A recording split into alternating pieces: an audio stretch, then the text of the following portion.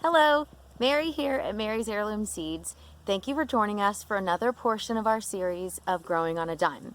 In our initial video, Growing on a Budget, that was our intro, we discussed all of the different ways you can use to save money in the garden. There is no reason that you should go broke trying to grow your own food. Part of the point of growing your own food is saving money and also becoming a little more self-sufficient for some of us. Homesteaders, some of us raise our own food. So all of this ties in together. Composting, manure, growing food. So composting is what we'd like to talk about today. It's very easy to make your own compost. It's not just about feeding your plants. A lot of people have trouble growing their food because they see they have deficiencies in their soil. Compost is one of the ways you can save money and add vital nutrients back into your soil. Notice I keep saying soil. It's not just dirt. There's more to growing food than just dirt. Soil is a living, growing part of the garden. So if you don't have healthy soil, you're not going to have as healthy of vegetables as you'd like. You can add as many store-bought or bought from Mary's Heirloom Seeds nutrients to your garden, but compost is a fantastic way to add to your garden without spending a lot of money. So there's a lot of ways you can do it. You can put it in a small bucket. You can put it in a large bucket. You can use a trash can, kitchen trash can, outside trash can. We prefer to use recycled items as often as possible. So we're going to show you quite a few ways we've done. When we moved cross country, we had a few bins that were left over or that had broken lids. Save them. Drill holes in them. Don't drill holes in them. You can keep worm bins using this method. You don't have to go out and buy fancy stuff. You can go out there. Go ahead if you really want to and buy the expensive stuff. No one's judging here, but growing on a dime, the whole point of this is to show you how to do it without spending a lot of money. So let's get started. This is one of many home composting options. We're using all recycled items and materials here. This is a large tough bin we used when we moved, and the lid broke, so there's no lid to this. Well, there's a lid, but it's broken. If you look in here, you can see we've drilled holes in it. We also hit it with the weed whacker once on accident.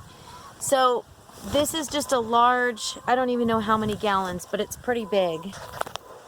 And you can see here, we've drilled the holes. Here we have yard waste that we've cleaned up around the chicken coop.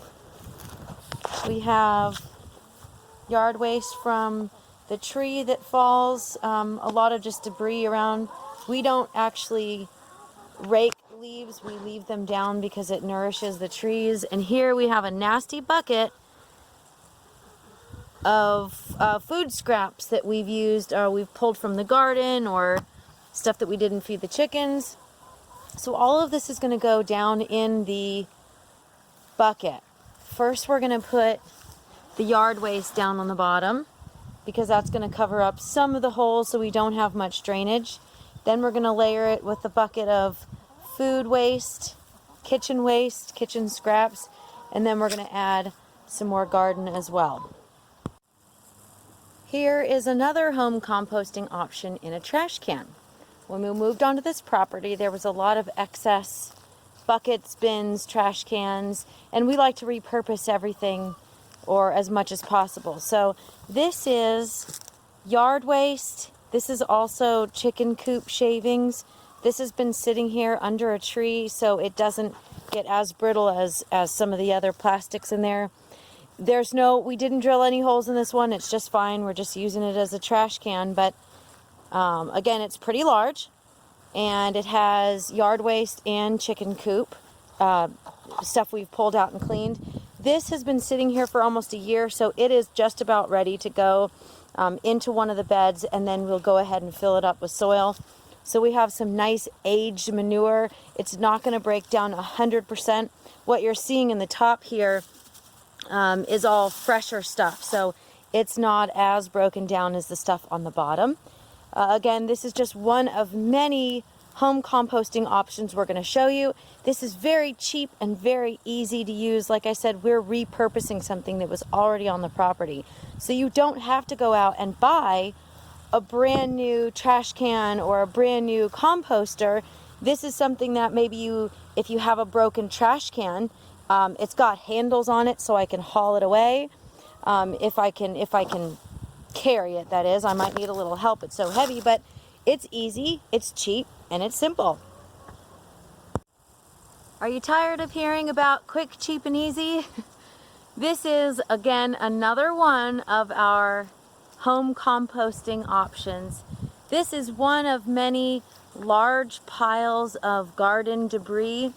We tend to feed quite a bit of our garden scraps to our chickens. However, we have lots of plants that have been pulled up. These are not diseased plants. I need to make that very clear. You do not want to compost diseased plants. Most of those are thrown away. These are garden scraps we've pulled up. You can see a lot of corn there. We've got some squash we've pulled up. We are not done with our summer garden yet, so this pile will get much larger before it gets smaller. This gets watered. On occasion, we'll throw some coffee grounds, kitchen scraps in there, but for the most part, this is all garden waste that we've thrown. This will nourish our gardens in another 6 months or so when we're ready to plant our spring gardens. It takes a little longer to decompose in the cooler weather, but right now we're in 70-degree weather and it's fall. It's November, so it's still plenty warm here for this to break down. We will also add some of our chicken manure to this pile. We will also add some of the horse manure that we get for free from our neighbors. I hope you have enjoyed our series on home composting, doing it quick, cheap, and easy for our Growing on a Dime series. Thanks for joining us and have a great day.